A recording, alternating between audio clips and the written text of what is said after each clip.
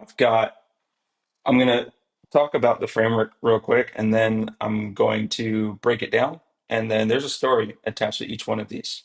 And there's multiple stories within my life and my career so far that apply to these, but I try to pick ones that may be relatable or you might be going through during this time. So, what this framework is, where's my marker?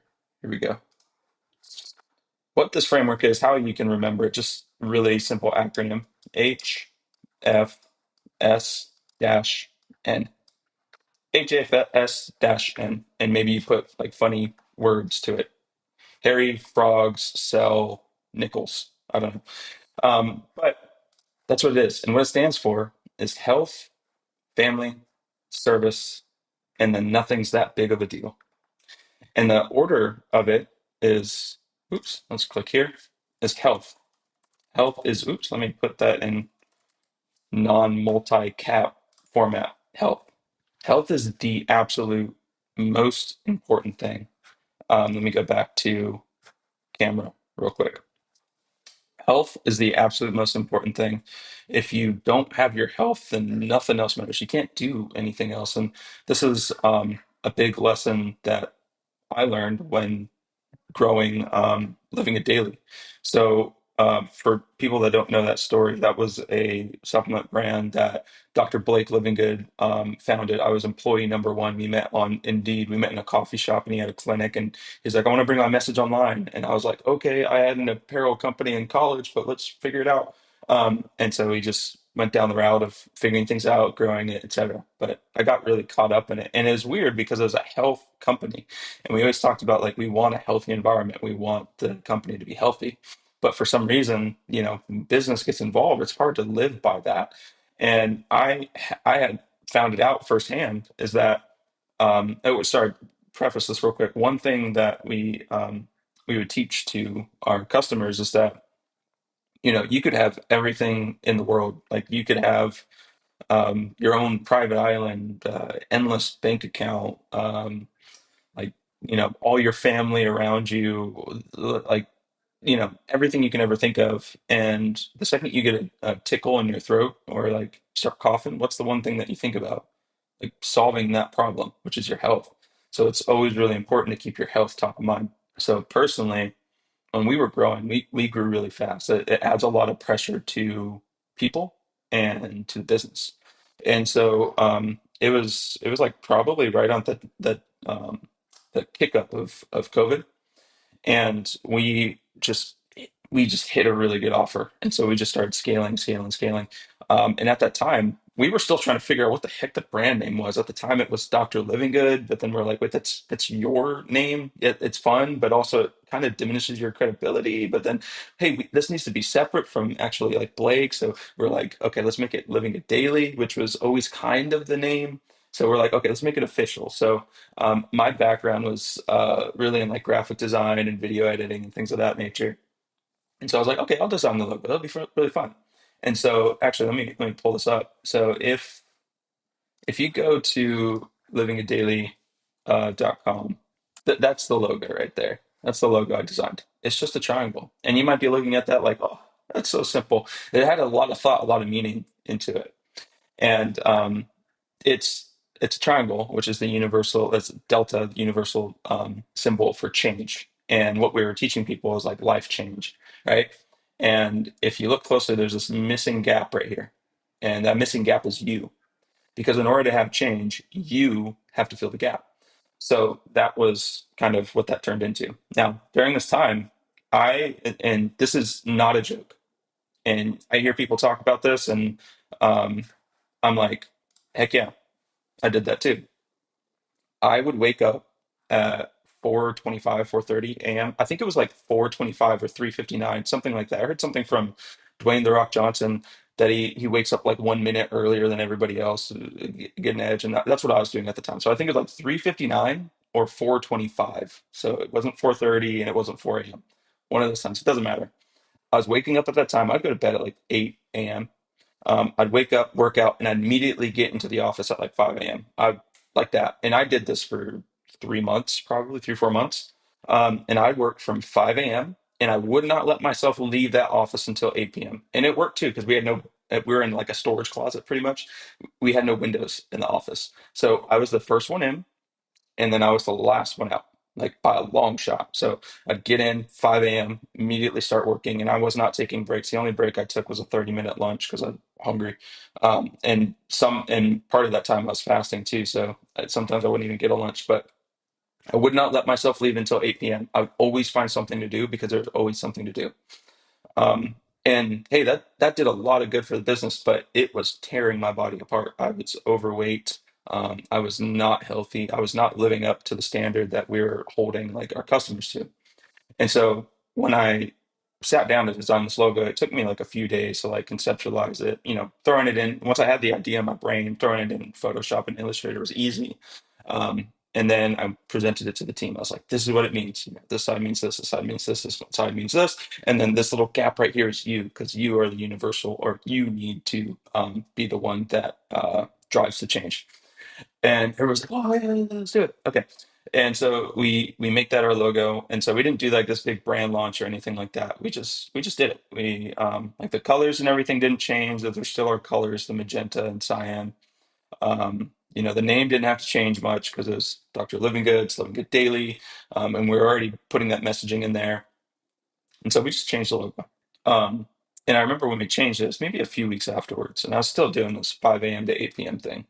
And during this time, this will play in later. I was listening to a lot of Metallica and Korn and Slipknot, like all this stuff, like all this stuff is like grungy music that's fast paced that you can just rip on.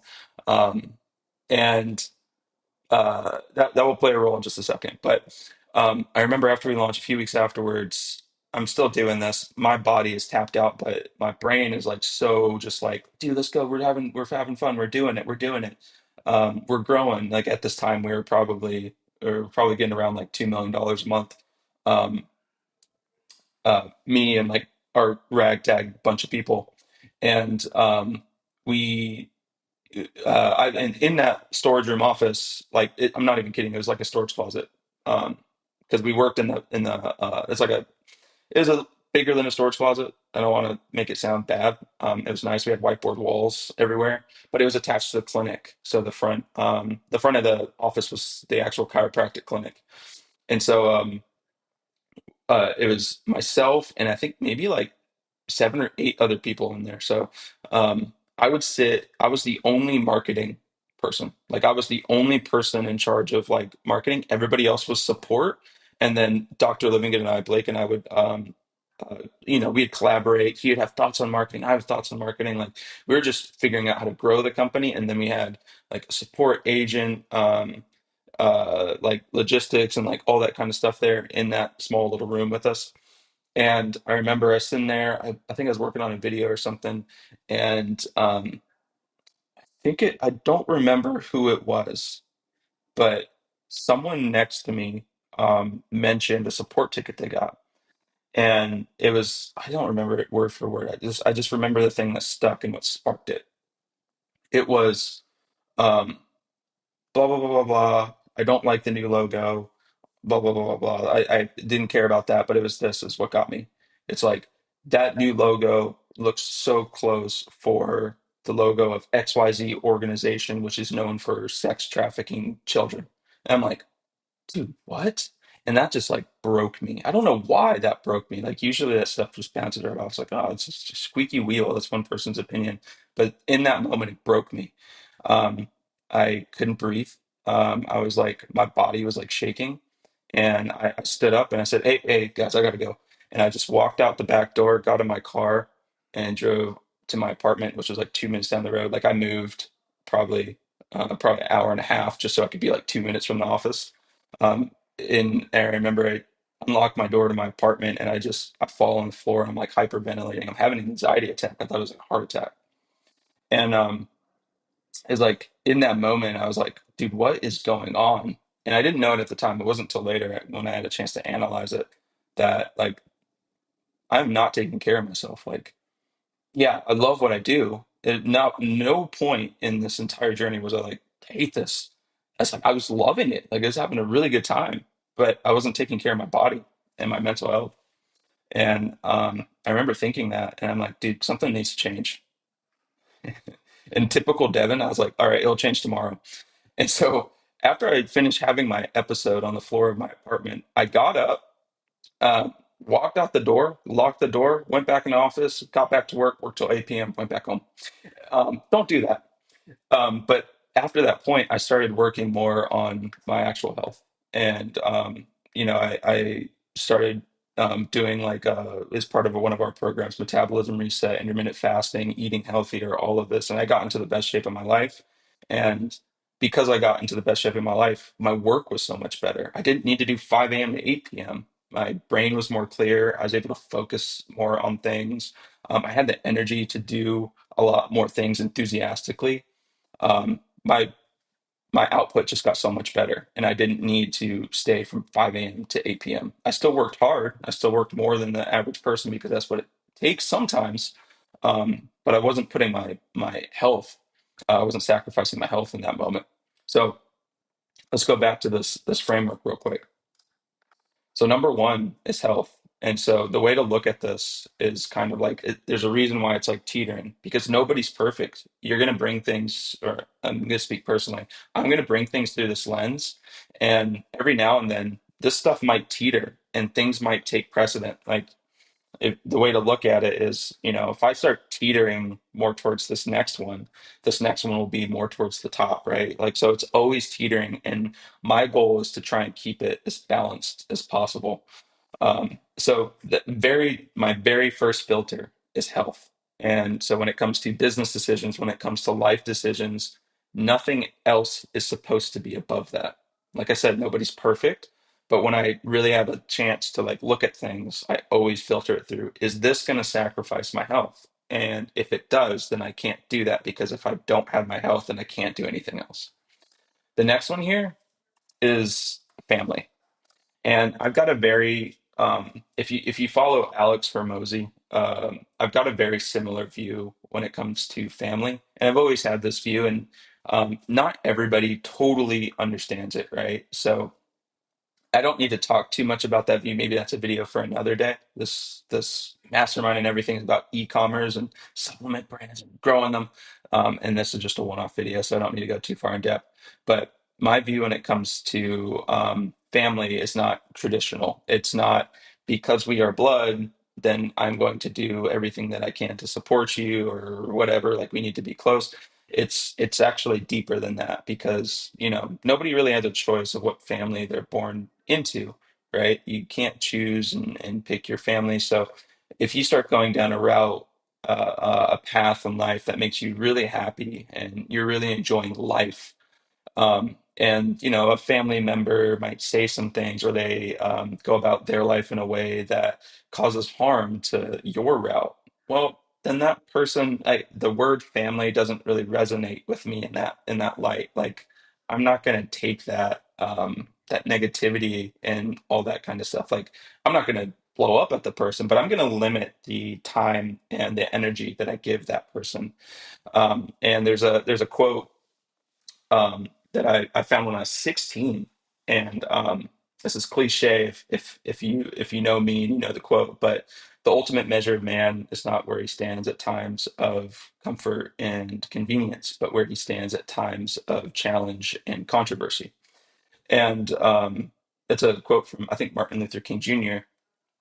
And I put everything through that lens since I was 16, whether it's friends or family or whoever. It's like when I first meet somebody, that is not them. That is a representation. That's what they want to give off.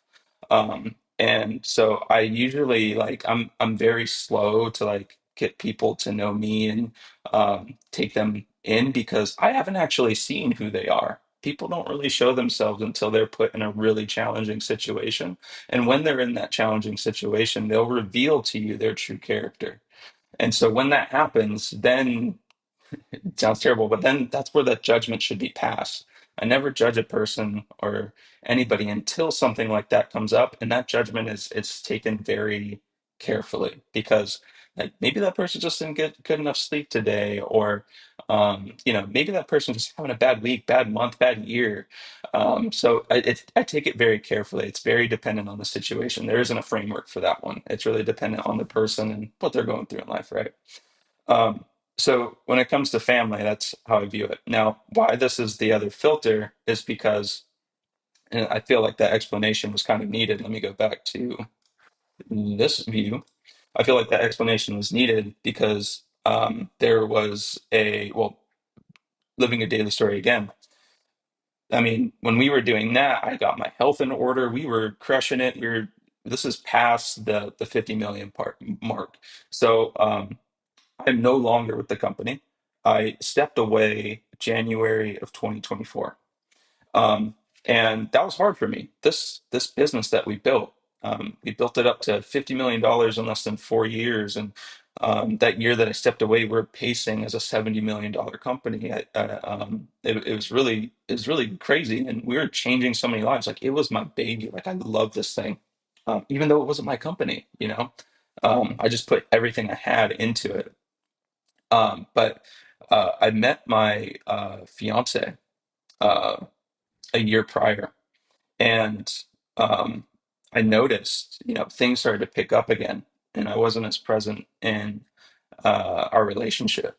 And so I started to get to the point where, like, I was starting to notice that, hey, this thing that I love so much, this thing that I'm pouring all myself into, is pulling away from somebody that I love, somebody that I care about, like family, right? And part of my decision to leave the company, there's multiple things, but this was a big part of it. It was going through that lens, right? Like health was good now, but now I need to pull it through the next lens, which was family.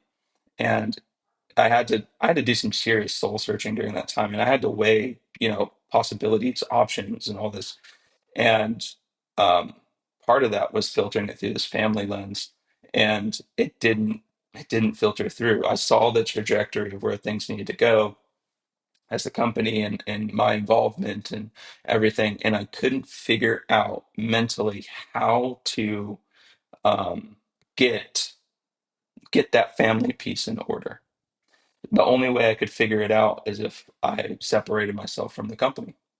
And so that played a big role. There, like I just said, there's other decision or other factors in that decision, but this was a huge one.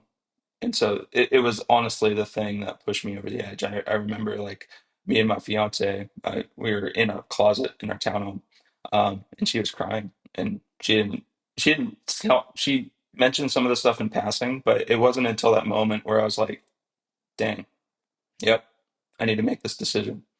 Um, and so pretty much the next day, or like the next a few days later, I just had a really open conversation with Dr. Livingood at the time, and just said, "This sucks, but I got I got some other things in life now that I need to put at the forefront, and so I need to take my leave."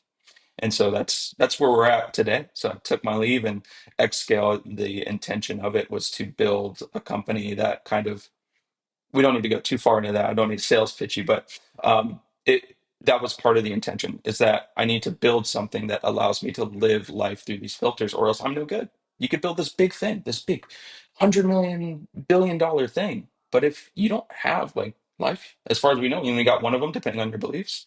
Um, then how are you supposed to keep it going? And I couldn't see myself going down that road much further because I didn't have my life in order. And so that's where this lens popped in, which was health and then family. Okay. And then the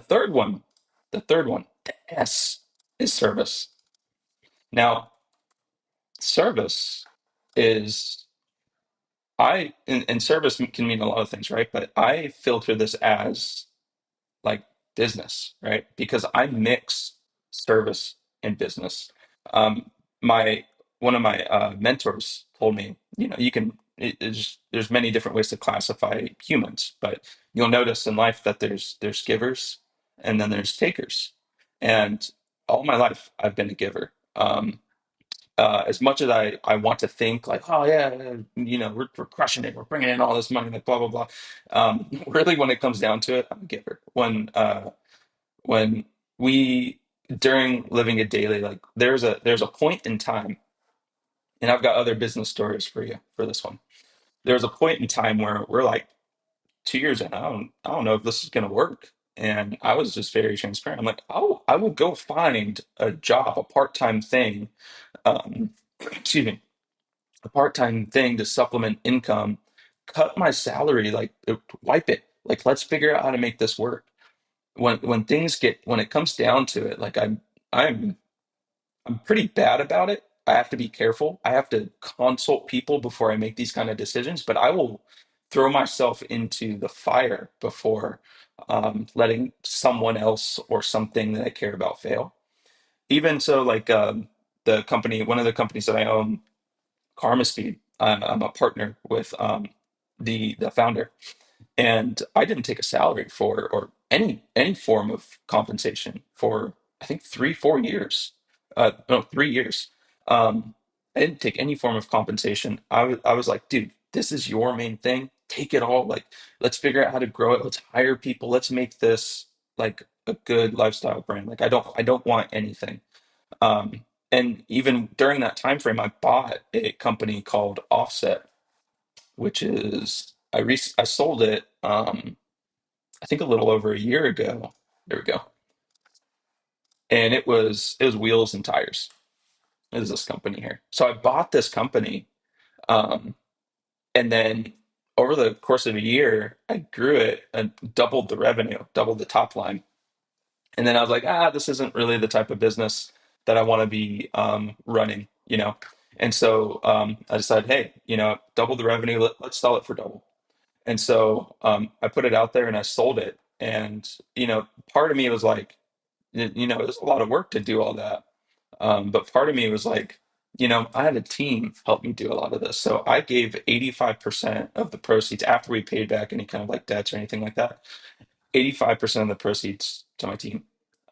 So everybody that worked with me, even contractors, like there's nothing in a contract about this, but I was like, that's the right thing to do.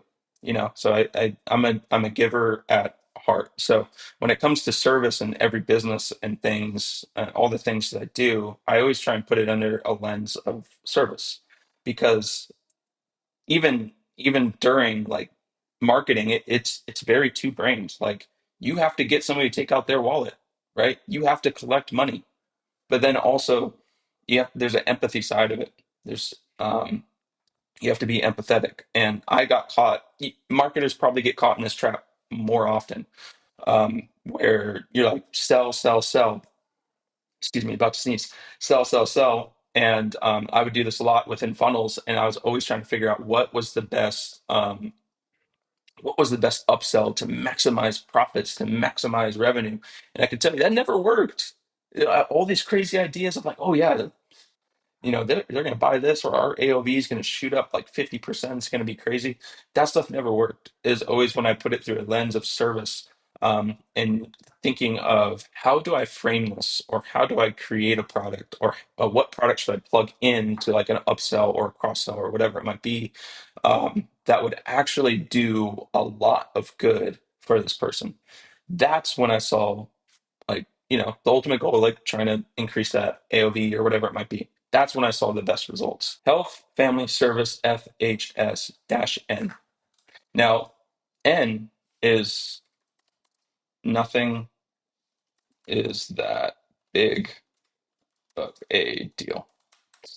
Now, that might steer or rub people the wrong way. Like, what do you mean nothing is that big of a deal? Like, people are dying and there's famine and all this kind of stuff. Yep, yep, I understand that. That's definitely a big deal. Um, but what can you actually control personally? If you can control those things, yeah, go control them. You got it. See, that nothing's that big of a deal. And there's actually um, I forget the guru who says this, but they go. Um, Let me see if I can draw it here. They ask, do you have a problem? Yes. Do you know how to solve it? Yes. And then why worry? Okay. Do you have a problem? No. Then why worry? Do you have a problem? Yes. Do you know how to solve it? No. Then why worry? Right? So that's kind of how this is structured. Nothing is that big of a deal. When you're focused on health and you're focused on family and you're focused on service, everything else that comes at you, it can't be a big deal. Because if you treat it as if it's like such a big deal, and you create a problem in your mind, and you're flooded with all this negativity and all this kind of stuff, then your ability to solve whatever problem or whatever's hitting your plate here, is going to be, you're going to have a low potential for solving that problem or whatever's hitting you as a big deal, right? So if you put it into the lens of nothing is that big of a deal, because, and your three might be different, right? These are my three. Because health, family, service are the most important things to me, then, whatever comes my way, I'm not going to treat it as a big deal, because either I'm going to figure out how to solve it, or I'm not going to know how to solve it, or maybe I know somebody else that can solve it, or whatever it might be, right? And back here, I think I was mentioning, during this time of like growth and everything, when I had my anxiety attack, I talked about listening to like Metallica, Slipknot, and all this crazy stuff. And nobody's perfect here. In the post here in school, I put Po body's perfect. But nobody's perfect here. Like, yeah, easier said than done. Nothing's that big of a deal. Anything that hits you just bounces right off you. Like nobody, I maybe Elon Musk, from the stories I've heard, is that type of person. And I'm forgetting his name. Founder of Apple, not Tim Cook, but that's terrible. I can't think of his name right now. Steve Jobs. There we go. Maybe those people can do that kind of stuff, but I feel a lot when people are upset with me. I feel that. Um, I feel some type of way. I want to help them, or like when problems hit my plate, I feel that. So nobody's perfect in that sense, and that's why this whole thing is built the way it is. It's like this is a teetering game of life, and you have this foundation here that nothing's that big of a deal. But sometimes you might treat things as a really big deal when they're actually not. And my like tool for this is weird. I've never talked about this like publicly. Like I think people have a view, or they hear this, and they might make some kind of connection, but it's the wrong connection. But I tend to combat this with music. I'm not a musical person. I played guitar and all that kind of stuff, and bass when I was younger. I was not good. But growing up, my father was a house DJ, so I was always around music, and he taught me like turntables and all that kind of stuff, dropping the beat on the one. So every song you listen to, it's always a four count. Most of them are always a four count, so it's like 1, 2, 3, 4, or 1, 2, 3, 4, 1, 2, 3, 4. So when I listen to music, I always think about that 1, 2, 3, 4, and so every song has like a different tempo. So music is like kind of my tool. And when you listen to music, I have a tendency to listen to lyrics. I want to understand what somebody's saying. I don't just listen to beats and stuff. And I listen to all kinds of music. I used to say I don't listen to country. Country for me has taken a turn, so I'm listening to it a little bit more. But um, one of the like the music I always go to, like if I'm in a bad mood, or if I'm upset or something, I listen to reggae and like some like ska, like Sublime, and bands like Iration, Dirty Heads, things like that, and a lot of Bob Marley, Skip Marley, Steve, Damien, all them. Um, and people would hear me listen to this, and they're like, "Is this guy a pothead?" No, I'm not. Um, but that music, if you go listen to that music, none of it has I can't find a single reggae song that has a negative message. I can't find a single song by Iration that has a negative message. And since I have a tendency to listen to lyrics, and those tempos are always upbeat, they're not like the metal stuff from like Metallica. And this is my belief, I don't know if other people share this, is that when I listen to it, I'm listening to the lyrics, everything's positive. It puts me in a positive state. The tempo is positive. It's always an upbeat tempo, puts me in a positive state. Um, and then when I still listen to all kinds of music. I still listen to Metallica and like house music and all this. That music has its place. that's like my dark side essentially. Like, I'll listen to Metallica if I need a GSD, I need to get shit done. And so I'll just be like drums in the background, just going at it, right? But that stuff has a negative effect on me because over time, I find when I listen to it for way too long, like multiple weeks at a time, I start to my thoughts start to trail. My mood starts to trail a little bit. And so I switch back. And so I change the music that I'm listening to. It might not be that fast-paced stuff, but it might be like, I might listen to a whole bunch of Bob Marley or something like that, and my entire mood changes. All of a sudden, I'm like, what is life? Everything's good. Everything's golden. Everybody's healthy, happy, like it changes everything for me. So that's one of my tools when it comes to that. So um, just to go back to this real quick, and then I'm 5 minutes over, so I'm going to jump off unless somebody has any questions. But oops, there we go. HFS-N, health, family, service. Nothing is that big of a deal. So when anything hits my plate, any opportunities, any hard decisions, I just run it through this lens, and I might make a decision that hurts other people, or I might make a decision that it's a dumb business decision. Like, dude, what are you thinking? Like that's how other people might view it from the outside, but I'm having to make that decision for longevity because if I make that decision outside of this framework, then I know my life is going to be lopsided. And if my life is lopsided, what ultimately is going to happen if I made that decision without running it through my framework is that things might be good for a year or 2 years or 3 years, but the same thing that I felt when I decided to leave living it daily, it's like that thought doesn't go away. And so, what do you think is going to happen to your output if you're operating outside of your framework?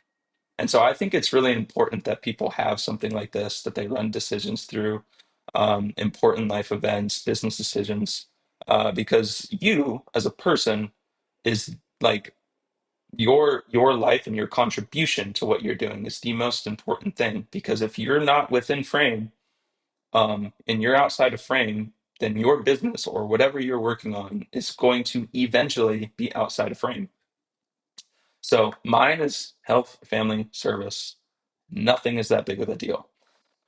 Yours might be, and there's a time in my life where service was number one, family was last, and health was in the middle, Yours might be completely different, but I encourage anybody watching this to figure out what that is. And, they might not be the best decisions, but they're the best decisions for you as a human being.